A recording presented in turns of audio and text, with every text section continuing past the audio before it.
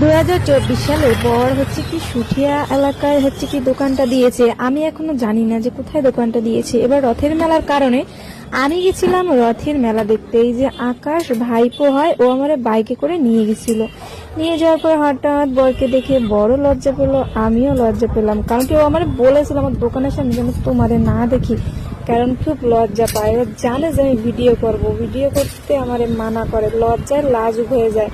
তো আমি কি করব, চিকেন মোমো, চিকেন পকোড়া এসবই তোমাদের দেখালাম। আর একটা জিনিস তোমাদের আমি দেখাতে চাই, যেটা হচ্ছে একটা পর একটা কাস্টমার মানে লেগে রয়েছে, আমি গর্ব করছি না। এই জিনিসটা দেখতে আমার এত ভালো লাগছিল বন্ধুরা, কি আর বলবো। স্বামীর ব্যবসা যখন বাড়ে তখন তো স্ত্রীরই ভালো লাগে না, আর বাড়লেই তো ভালো। দেখো এরা আবার একটু লজ্জা পেয়ে গেল। কিন্তু আমার কি স্বভাব, ফোন থাকলেই ভিডিও করা।